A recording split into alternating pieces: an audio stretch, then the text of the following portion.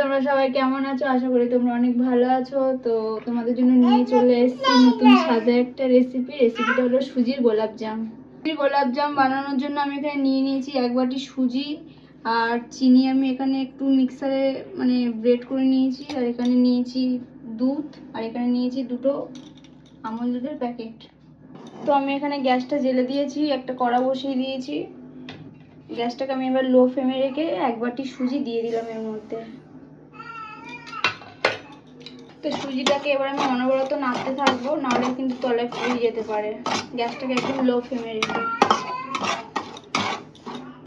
5 minute পর আমার 5 minute ভাজা হয়ে গেছে। একটা ভাজা ভাজা স্মেল বেরিয়ে গেছে, লালচে লালচে করে ভেজে নিয়েছি। তো আমি গ্যাসটাকে বন্ধ করে দেবো। তো 2 মিনিট পর আমি ফের গ্যাসটা জ্বেলে নিলাম। নিয়ে এসে সুজিটাকে আমি এরকমভাবে একটু নাড়াচাড়া করে নিলাম। নিয়ে এটার মধ্যে আমি দিয়ে দেবো 1 বাটি দুধ। এর মধ্যে দুধ দিয়ে দিয়েছি। তো সুজি যেহেতু টেনে নেবে, অনবরত নাড়তে হবে। তো কত সুন্দর দুধের সাথে মিশে গেছে। এটা আরো 5 মিনিট ধরে আমি নাড়বো। তো দেখো আমার এখানে একদম পুরো দুধ টেনে নিয়েছে, এরকমই একটা ডো হয়ে গেছে। আমার এবার লাগিয়ে নেব। এটার মধ্যে দিয়ে দেবো এবার গুঁড়ো দুধ 2 চামচ মতন। দিয়ে দেবো এবার 2 চামচ মতন চিনি।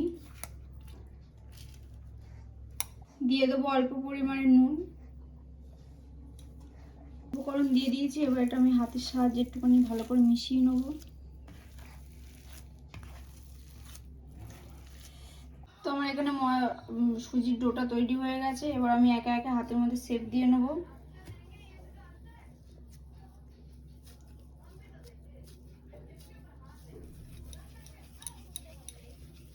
একটু চেপে চেপেই করতে হবে, যেহেতু না হলে কিন্তু ছেড়ে যেতে পারে। তো দেখো কত সুন্দর একটা গোলভাবে শেপ দিয়ে নিয়েছি। দেখো বন্ধুরা কত সুন্দরভাবে আমি গোল গোল করে নিয়েছি মিষ্টিগুলো, সুজির মিষ্টি। দেখতে পাচ্ছ কত। তো আমি এখানে কড়া বসিয়ে দিয়েছি, গ্যাস জ্বেলে দিয়েছি। এবার সাদা তেল দিয়ে দেবো।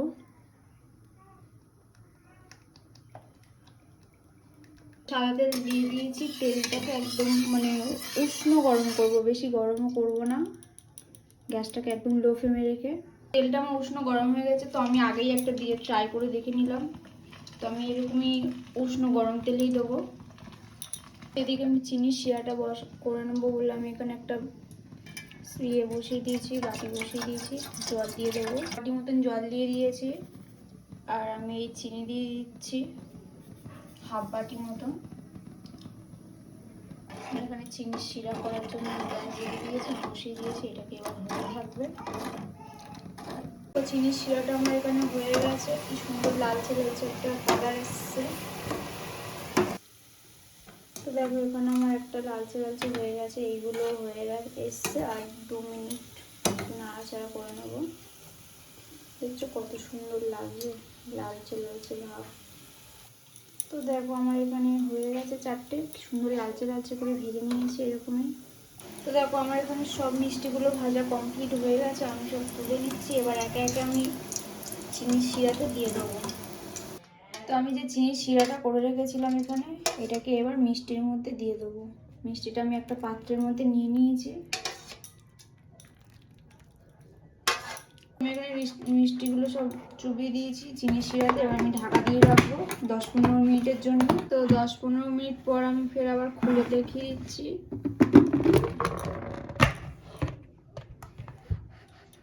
তো দেখো আমার এখানে সব নরম হয়ে গেছে। তো আমি একটা কেটে দেখিয়ে দিচ্ছি কত পরিমাণে নরম হয়েছে আর কত সুন্দর হয়েছে।